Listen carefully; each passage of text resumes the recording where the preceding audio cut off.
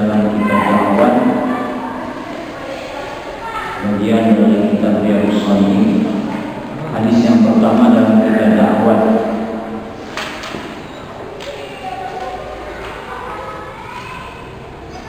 Ada yang sudah membuat An-Nu'man bin Bashir. Sudah? Saya dulu ya. Bismillahirrahmanirrahim. Wa an Nu'man bin Bashir radhiyallahu anhu anin Nabi sallallahu alaihi wasallam qala ad-du'a huwa al-ibadah. Hadis rawahu Abu Dawud dan Tirmidzi qala hadisun hasanun sahih. Hadis ini sahih, juga diriwayatkan Imam Bukhari dalam kitab Al-Bukhari.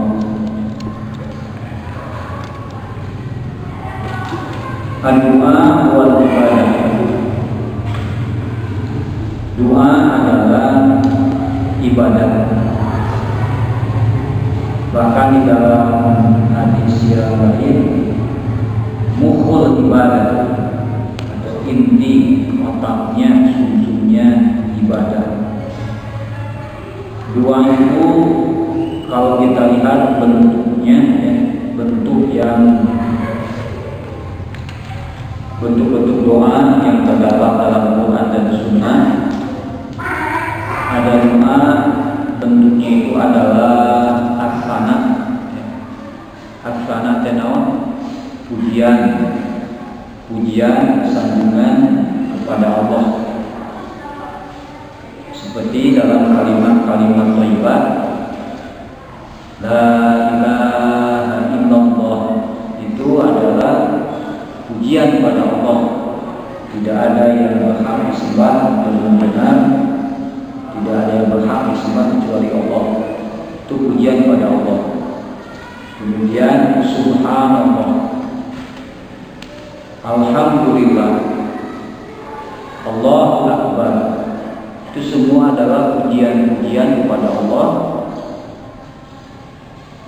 Dan pujian juga itu sudah terkandung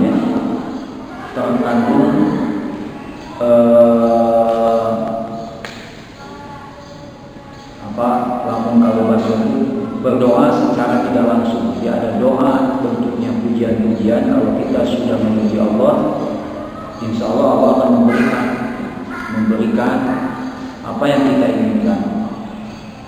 Kemudian ada juga doa al-mas'alah yang isinya memang permintaan. Jadi ada doa al-fana, ada juga doa al-mas'alah. Kenapa ya berdoa disebut ibadah? Kenapa berdoa itu disebut ibadah? Ibadah maknanya adalah ada dua, akan saya sebutkan. Ibadah ada dalam artian ta'abbud, ada juga ibadah dalam artian ta'abbad bihi. Dalam pengertian ta'abbud, ibadah artinya merendahkan diri. Jadi ta'abbudnya jiwa hamba. Nah, ketika kita berdoa, kita sedang merendahkan diri. Kita orang yang hina, tanpa ada pertolongan, tanpa ada bantuan dari Allah, kita akan binasa, kita akan celaka. Maka pantas ibadah disebut ibadah, bahkan inti dari ibadah. Saya ulang lagi, jadi ibadah ada dua bentuk. Berdoa ada doa asana, yang pujian, sambungan. Ada juga doa dari artian masalah. Ya Allah berikanlah, ya Allah hindarkanlah. Kemudian ibadah yang artinya kenapa disebut ibadah?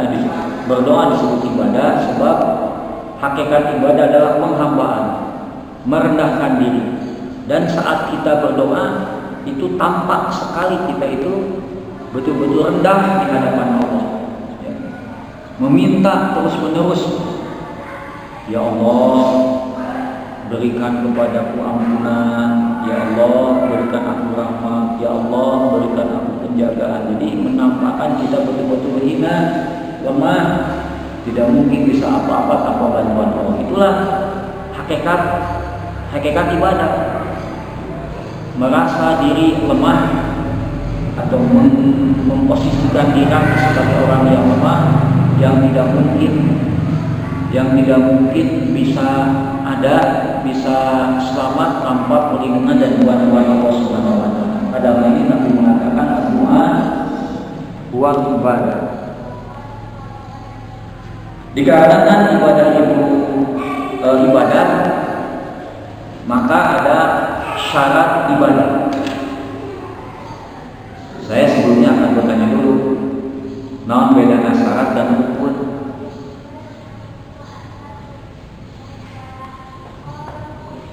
Mungkin ada yang mengatakan arkanul amal itu arkanul ibadah, syarat ibadah. Coba ada yang tahu apa bedanya syarat dan rukun? Syarat wudu, rukun wudu, beda tidak?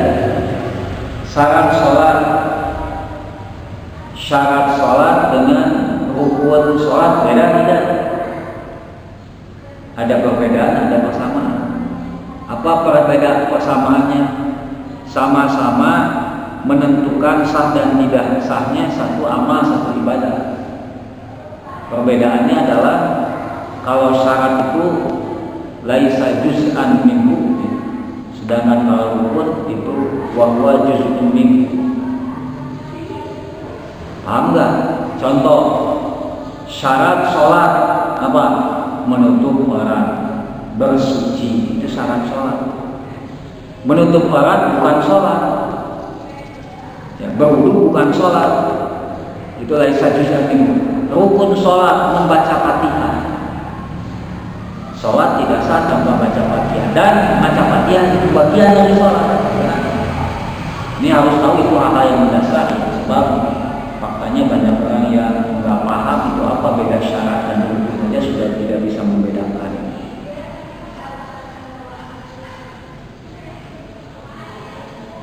Karena berdoa adalah ibadah. Berdoa adalah ibadah, maka syaratnya apa? Syarat ibadah, syarat amal, itu masuk amal juga.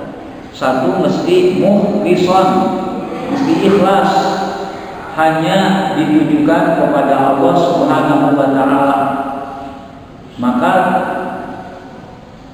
termasuk musyrik, andai kata beribadah, berdoa, meminta-minta kepada selain Allah. Disebutnya juga syirik doa, syirik dalam berdoa. Seperti banyak orang yang berziarah ke kuburan, menginap di kuburan, meminta-minta pangkat jabatan kepada kuburan. Ini musyrik besar, sebab iyyaka na'budu wa iyyaka nasta'in. Berziarah ke kuburan itu disunahkan, dianjurkan. Apa tujuannya? Satu, intifa'ul azair wa intifa'ul mazur. Intifa'ul azair artinya yang berziarah akan mendapatkan manfaat. Apa manfaat dari datang ke kuburan? Tadabburul maut wal akhirah. Ingat kepada kematian, ingat pada akhirat.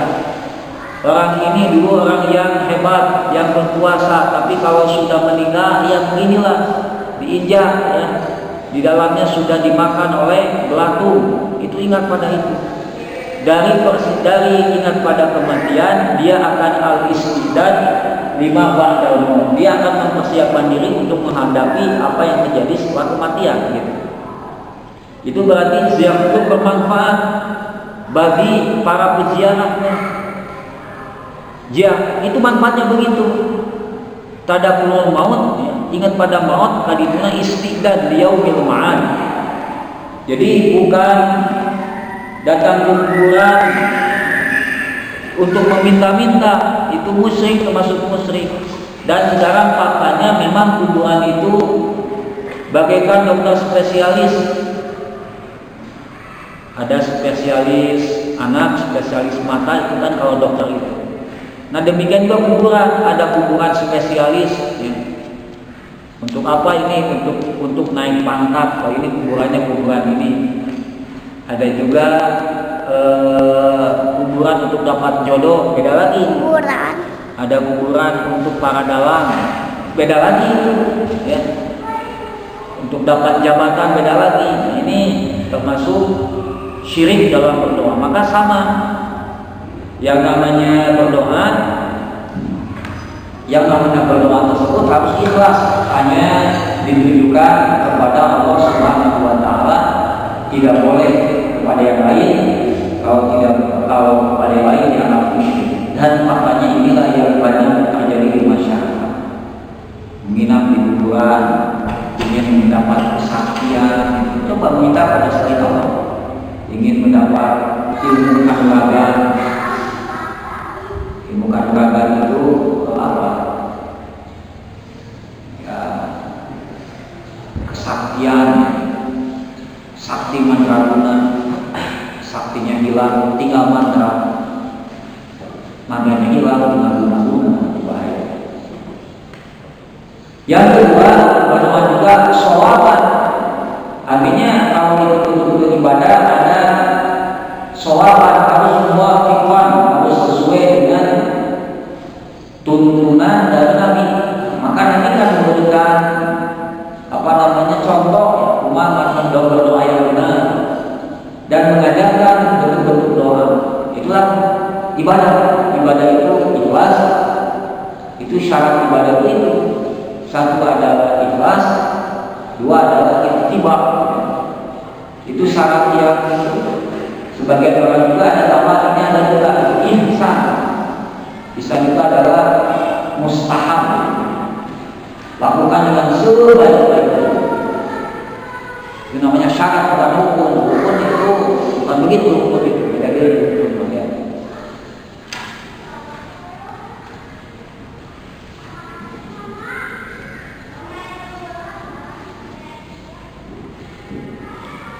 Kemudian saya juga sering menjelaskan bahwa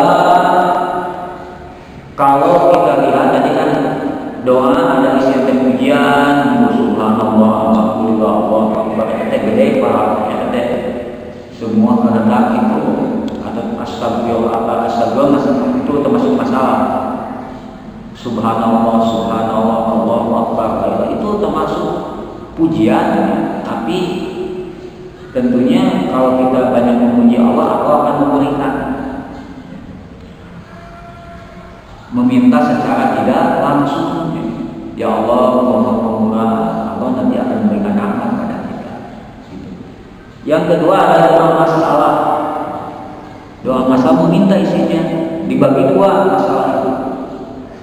Satu, meminta supaya diberikan hal-hal yang baik, su'alul khairat, meminta hal-hal yang baik supaya memberikan kepada kita.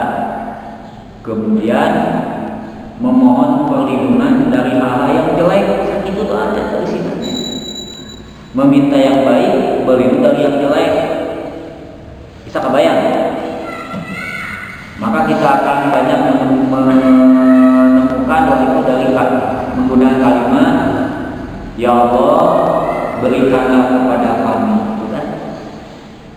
Allahumma inni as'aluka, ya Allah aku memohon padamu. Itu berarti meminta hal yang baik.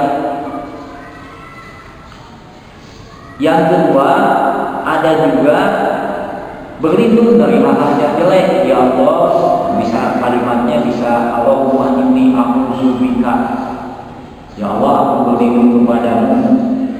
Bisa juga menggunakan kalimat Allahumma jannibna, ya Allah jauhkanlah dari kami. Allahumma jannibna munkaratil akhlaq wal ahwa wal adwa. Jauhkan dari akhlak yang munkar, wal ahwa, keinginan-keinginan yang menyimpang, wal adwa, penyakit-penyakit yang munkar. Itu isi doa.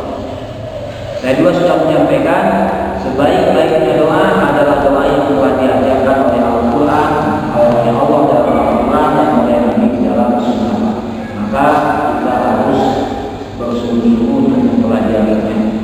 Meskipun doa boleh juga kita bikin sendiri sesuai dengan keinginan, sesuai dengan kebutuhan. Ya Allah, saya sudah beres semua ini. Ingin sekali saya kuliah, tapi kuliah ini jangan sampai sia-sia, ingin betul-betul dapat ilmu yang bermanfaat. Ya Allah, boleh kita curhat pada Allah, ya. Ya Allah, aku ingin menjadi penjaga syariat-Mu. Bimbinglah aku supaya bisa memilih sekolah yang tepat. Itu kan doa dalam bahasa kita. Bimbinglah aku agar mendapatkan sekolah yang tepat. Aku bisa menguasai syariat-Mu, hukum-hukum-Mu, ya. Pertama ini, ya Allah, aku sudah bertambah tua usia ini. Tulangku sudah mulai ropos, jenggotku sudah mulai panjang. Boleh itu doa. Jadi doa boleh juga mengarang sendiri, tapi tetap patokannya tadi kebaikan, meminta kebaikan, minta dihindarkan dari kejelekan. Nah, nanti ruang lingkupnya itu begini: kebaikan dunia, kebaikan agama, kebaikan dunia, kebaikan akhirat. Dunia, agama, akhirat. Kejelekan dunia, agama, akhirat. Itu tadi dalam dirumus di skema dunia. Jadi kebaikan, kejelekan, kebaikan teh agama, dunia, akhirat. Agama, dunia, akhirat begitu. Coba ya, meminta kebaikan dunia. Naon kebaikan dunia teh? Masalah dunia, kamu tinggal di dunia. Saat di dunia teh kumaha supaya dianggap baik, ya. Satu, sehat. Ya Allah, berikan aku kesehatan. Itu juga kan meminta. Kemudian termasuk dunia adalah harta. Sebab kalau tidak ada harta, kita betul-betul rindu, menderita. Ya Allah, berikan aku harta yang berlimpah. Harta menikah yang cukup, menikah yang berlimpah. Ini kena berlimpahnya, masa bahwa supaya bisa ngabakin usahanya dari kecukupan, berulang itu kadang-kadang tidak cukup. Lebih baik buat banyak. Kalau kamu itu berlimpah harta dan harta itu ada di tangan kamu, mungkin bakal bagus. Saya sudah haji, tapi tetangga saya belum kurang haji ke tetangga, kan bisa begitu. Kalau susah mah kurangin can gitu kan. Jadi kalau susah jangankan berpikir bagi orang lain, berpikir sendiri juga sudah repot. Itu doa begitu. Boleh dengan sunnah,